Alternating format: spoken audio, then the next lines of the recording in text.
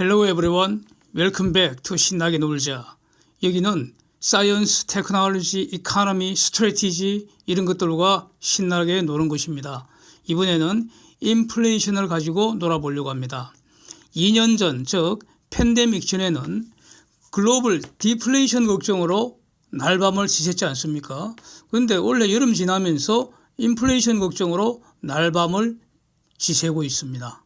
과연 걱정거리가 되는지 한번 정리해 보려고 합니다. 우선 미국 국채시장 수익률 곡선, 이 yield커브하고요, 10년물 국채 수익률 추이를 보겠습니다. 저는 그 피카소 그림을 보면 정말로 할 일 없어서 호작질한 것 같거든요. 저게 왜 명화인지 도대체 이해를 할 수가 없는데 이 수익률 곡선을 보면은 이건 정말 명화인 것 같습니다. 전체적으로 금리 수준 올랐습니다. 현재하고 1년 전을 비교해 보십시오. 그런데 5년물 건방의 그 중기채가 더 많이 수익률 올랐습니다. 수익률 곡선의 기울기가 그 가파른 정도가 좀 완만해졌습니다. 중기채 수익률이 크게 올랐다는 것은 그동안 중기채가 상대적으로 더 비싸게 거래됐다는 말 아닌가. 그래서 아마도 상대적으로 더 많이 거래되지 않았을까 싶고요. 결국 중기채 가격이 더 많이 하락했다는 뜻이고요. 보시면 10년물 이상 장기채 수익률은 크게 오르지 않고 안정된 모습입니다. 오히려 살짝 오른쪽 꼬리가 내려가고 있습니다. 그럼 앞으로 어떻게 될까? 항상 이게 중요하죠. 단기 금리는 지금보다 상승하지 않겠습니까? 수익률 곡선 상에서도 보면은 단기 금리라는 것은 이제 머니마켓에 거래되는 채권들, 주로 하루짜리, 일주일짜리, 한 달짜리, 석 달짜리, 6개월짜리 이런 걸 말합니다. 지금보다 상당 수준 더 올라가리라고 봅니다. 왜냐고 하니 FOMC가 테이퍼링 더 서둘러서 마친다. 3월까지 마친다. 아니면 이제 내년에 기준금리 많으면 3번 더 오를 수 있다. 내년에 3번 올린다면은 3월에 테이퍼링 마치면 그는 빠르면 6월, 9월, 12월 이렇게 될 가능성이 높잖아요. 그리고 금리 인상 모두 한 8번까지도 가능할 수도 있다. 그러면은 22년은 물론이고 23년, 24년까지도 기준금리 인상 가능성 일단 열어둬야 하는 거 아닌가. 이렇게 시장이 짱구를 굴린 그런 결과가 수익률 곡선에 반영되고 있다. 이렇게 봐야 하지 않겠습니까? 그래서 단기금리는 주로 연준의 기준금리 변동에 영향을 받고 장기금리는 인플레이션에 영향을 주로 받습니다. 그래서 연준에서 어떤 FOMC 회의 마지막 날에 기준금리 올리는 결정이 딱 나면은요, 그런 단기금리는 바로 영향을 받아버리는데 장기금리는 이 민감도가 훨씬 떨어집니다. 인플레이션에 더 영향을 받기 때문입니다. 그래서 일단은 지금 수익률 곡선 전체적으로 기울기가 완만하게 이렇게 반영된 게 눈에 정리를 하고요. 자, 10년물 국채 수익률 밑에 있는 거 한번 보십시오. 본격적인 금리 상승이라고 보기 어렵습니다. 이거 보면은 현재 수준은 팬데믹 이전 수준으로 일단 회복한 다음에 횡보하고 있다. 이렇게 보는 게 맞을 것 같습니다. 물론 이후의 움직임은 아무도 알 수가 없는데, 그래서 주목해야 되겠죠. 그래서 우리는 섣불리 예측하기보다는 adjust to market, 시장을 따라가는 게 중요하다. 그래서 늘 말씀드리고 있는 내용인데, 그래서 적어도 장기금리 움직임에서 향후 인플레이션을 크게 걱정할 낌새는 아직은 보이지 않는다. 그렇다면은 지금 인플레이션 걱정은 너무 기우이지 않겠는가? maybe. 이렇게 일단은 문제제기 한번 해보겠습니다. 인플레이션의 주요 판단 지표가, 인플레이션 지표가 굉장히 많잖아요. 소비자 물가지수, 생산자 물가지수 많은데 가장 중요한 게 코어 PCE입니다. 코어 PCE. 그래프 한번 보시죠. 코어 Personal Consumption Expenditure. 그는 소비자 물가지수로 갑니다. 이것이 FOMC 회의할 때 물가지표의 참고 자료입니다. 이것이 팬데믹 전에는 연준의 관리 목표가 2%였는데 2% 한참 밑에서 이렇게 놀고 있었습니다. 그래서 당시 트럼프 대통령 자기 경제 막강한 강력한 경제 자기 공이라고 자랑 엄청 했었죠. 그 당시. 저물가의 완전 고용이니까 완전히가 뭐 천하태평시대 아니었겠습니까? 근데 지금 보면은 그래프 보면 상당히 올라온 모습입니다. 이거는 최근의 물가 상승을 사후적으로 반영했다고 봐야 하고요. 이 그래프에서도 앞으로 이게 계속 올라갈 것이라고 보기는 어렵지 않겠는가. 물론 나타나는 모든 그래프가 미래 예측력은 없습니다.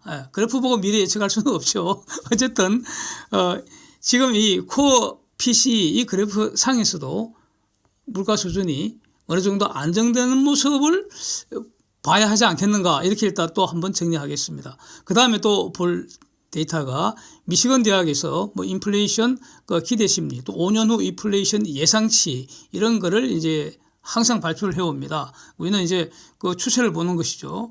이것도 그래프를 가만히 보면은 팬데믹 이후로 과거보다 좀 높아지긴 했습니다. 이거는 현재 이거 좀 물가가 한번 오른 거, 그걸 반영한 것이죠. 근데 이것도 지금 추세적으로 올라간다고 판단하기에는 아직 이르지 않을까, 이렇게 저는 정리를 하겠습니다. 이제 한번 살펴보겠습니다. 다른 얘기도, 다른 모습을 한번 살펴보겠습니다. 팬데믹이 지금 장기화되면서 기회가 불균등하게 되고요. 기회 평등이 확 망가지고 팬데믹에서도 부의 재편이 지금 발생을 한 것 같습니다. 인플레이션의 대표적인 경제 효과가 바로 부의 재편 현상인데, 팬데믹의 어떤 경제적 효과도 부의 재편이 일어난 것 같습니다. 팬데믹 기회에 떼돈 버는 세력도 있고요. 이미 상당히 등장했고, 폭삭 망해서 도저히 재기 불능인 분들도 적지 않은 것 같습니다. 그리고 대부분의 어떤 분들은 다행스럽게도 이제 열심히 극복하고 있는 것 같고요. 그래서 위기는 기회다라는 말이 다시 한번 실증되는 상황인 것 같습니다. 그리고 팬데믹 진행 중에 가장 큰 특징이 라이프 스타일이 확 달라져 버렸습니다. 그렇죠? 라이프 스타일이 확 달라졌습니다. 저희 가족도 완전히 달라졌습니다.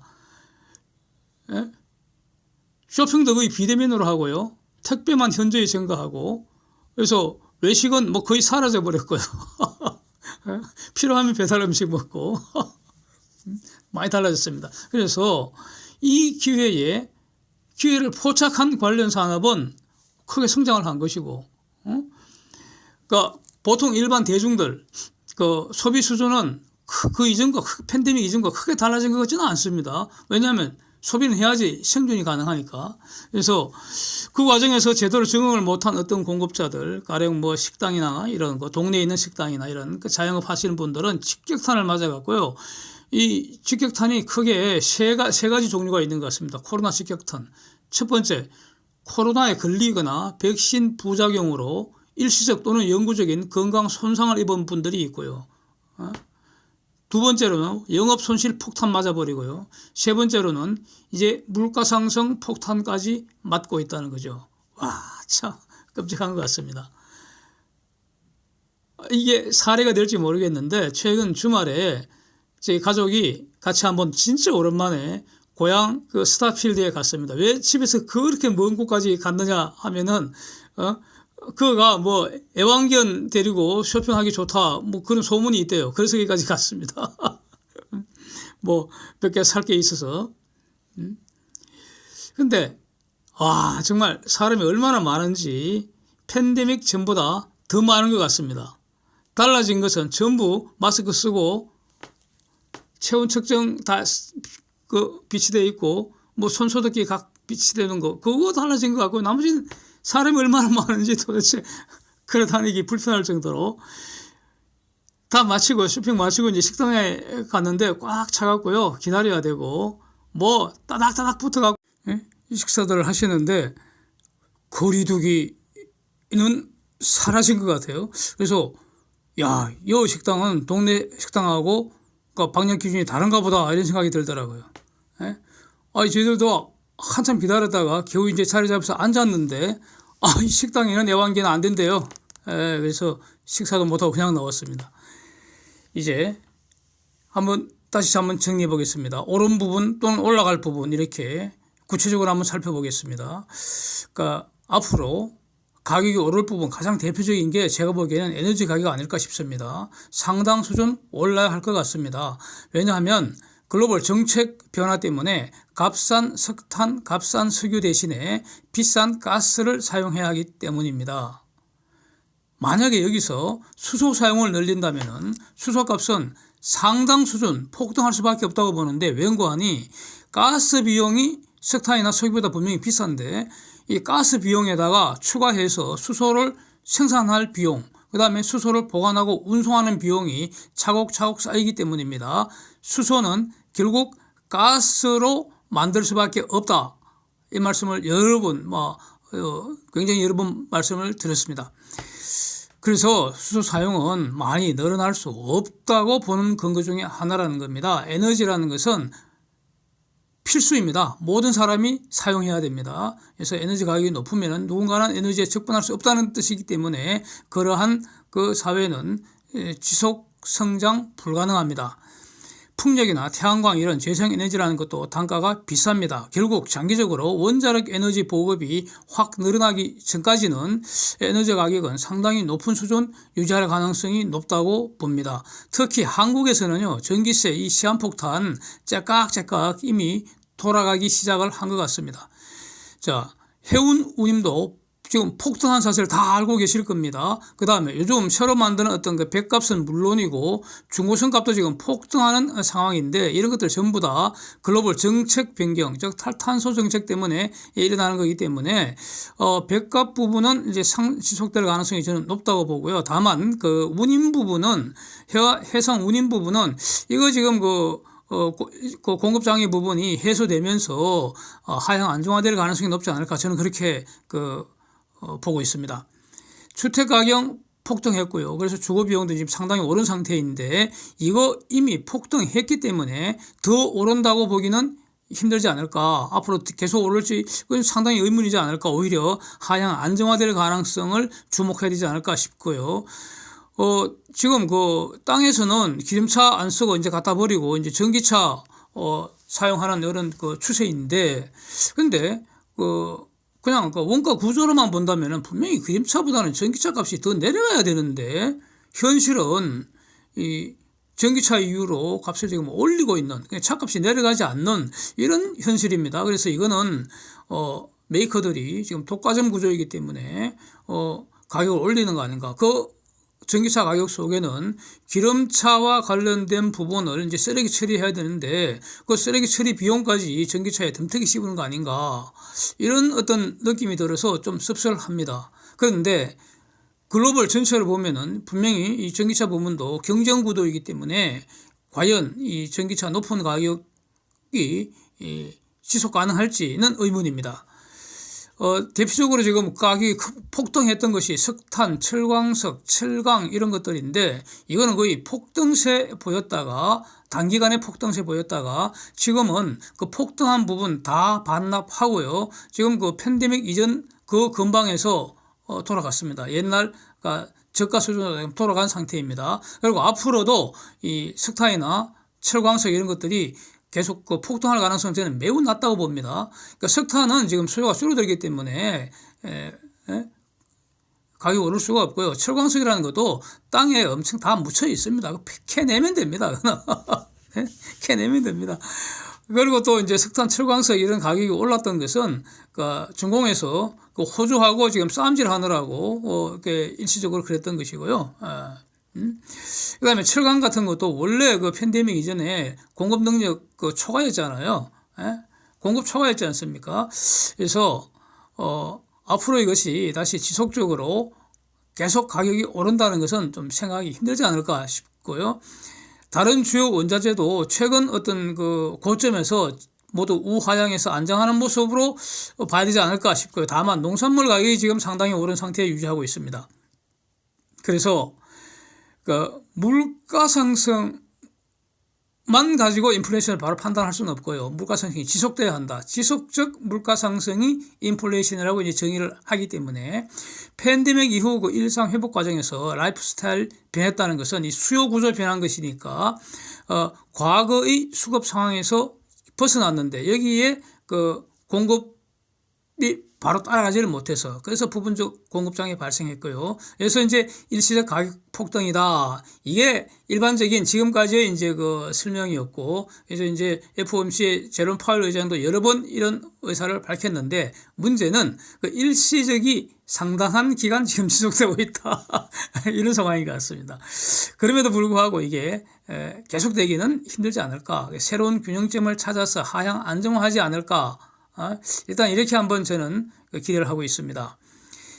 여기서 장기적 영향을 줄 만한 것으로 꼽을 수 있는 게 제가 볼 때는 미국 중공 간의 그 패권 전쟁의 그 결과일 수도 있을 것 같은데, 그러니까 패권 전쟁은 분명히 격화되고 본격적으로 지금 그 전개를 되고 있고 단기간에 끝날 것 같지는 않고요.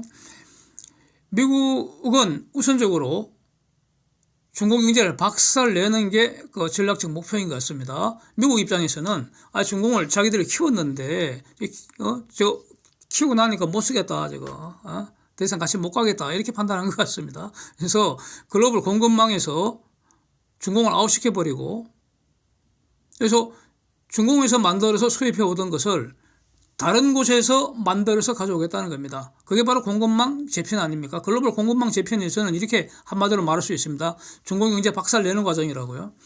그래서 미국이 찌르면 막을 나라가 없고요. 미국이 막으면 넘어올 나라가 없다. 저는 그런 입장이기 때문에 중공 경제가 상당히 그 타격을 받을 것이다. 그런데 문제는 그 중공 이외에 다른 곳에서 이제 만들어서 가져와야 되는데 그 생산기지, 대체 생산기지를 구축을 해야 되고 그게 정상적으로 기능하기까지 그 시간이 걸리고, 만약 그 과정에서 일시적으로 공급장애 발생하면은 부분적이고 또 일시적인 그런 물가 폭등은 언제든지 가능하지 않을까.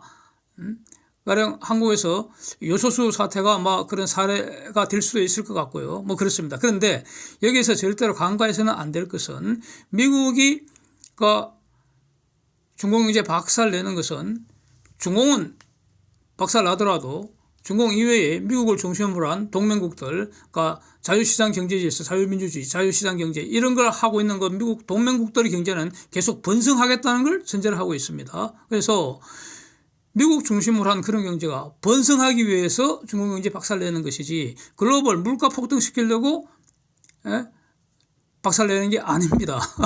아닙니다. 그래서 만약에 일시적으로 또 그런 부분적으로 그 물가 비상 사태가 발생하면은 그 대책 만들어가면서 한다는 거죠.